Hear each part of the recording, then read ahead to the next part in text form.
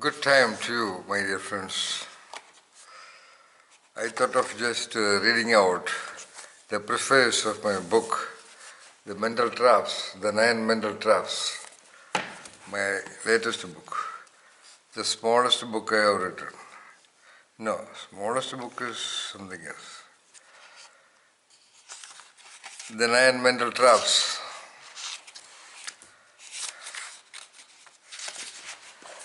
The preface, it is titled, What Else? What Else? Okay. 2 pages. The intent of the book is to invite your attention to the truth of the phenomena of mental traps and the way to the truth, the expressions, responses, behaviors, actions and dialogues, the self, life, work and relationships, the way to discover the truths of that, including the details of that. Second paragraph. The mind is directly sensed reality, but it is compared to an iceberg.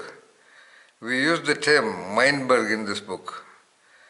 Mindberg is my concept. Everyone must be sensing it, but only the tips of them. Almost every choice, decision and action is primarily determined and guided by the deeper non-conscious realms of the Mindberg. Okay? This concept of choice, decision and action, they are separately differentiated, and it is a very significant concept in mental traps.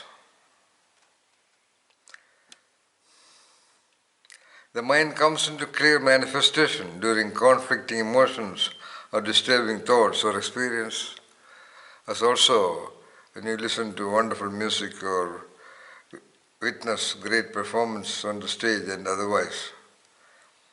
Third, all the supreme philosophies are about the mind. Entire psychology is about the mind. Perhaps the entire human existence is about the mind, by the mind and for the mind. The mind is filled with mindsets, though empty in the beginning. The child's mind is called a tabula rasa, an empty slate. The mental traps are certain mindsets located at the non-conscious realms of the Mindberg, as they have been induced mostly during the developmental times.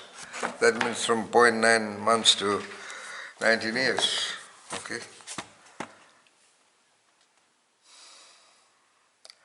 The mental traps, which are mindsets, prevent, restrict and block the optimum development and evolution of the possible probable entelechy of the human entity.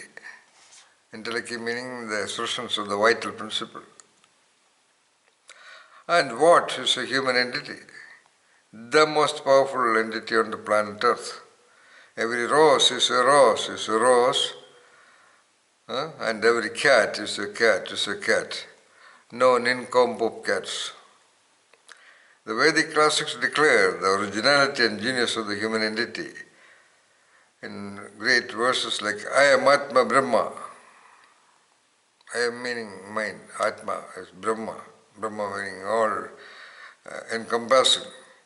The Western mystic stated man is made in the form of the God.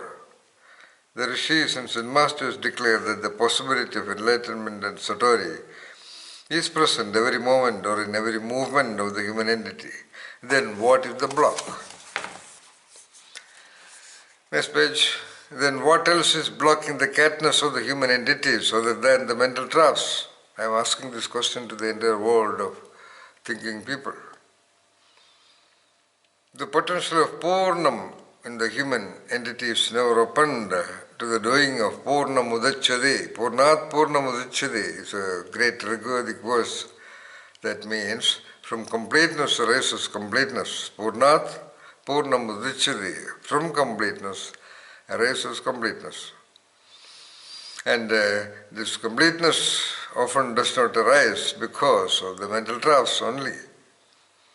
The Sanskrit equivalent of the term genius is nisarga. That means swabhava nirmoksha. Swabhava nirmoksha. Nirmoksha meaning getting freedom, getting liberated. What liberated? The real bhavas of the swa, the original entity, the original consciousness and its possible, probable, natural expressions. They get released. That is genius. Yes. Swabhava nirmoksha. In order to do the nirmoksha or to be free, to set free the bhavas or potentialities of the swa or the human center, that is called genius in Sanskrit. And from what else?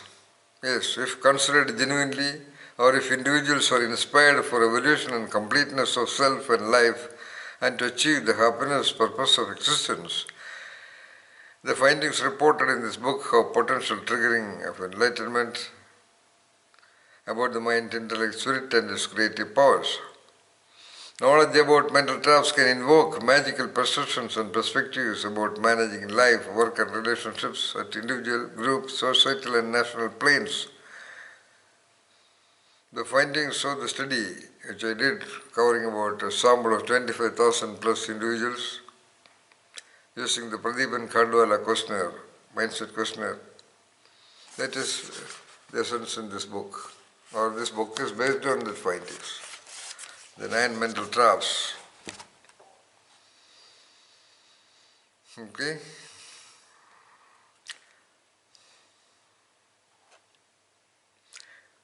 The findings of the study carry unambiguous clues to drive radical, original and great shifts in the perspectives and destiny of individuals or even the nation. The findings reveal that an incredible majority of educated, employed individuals carry medium to high mental traps.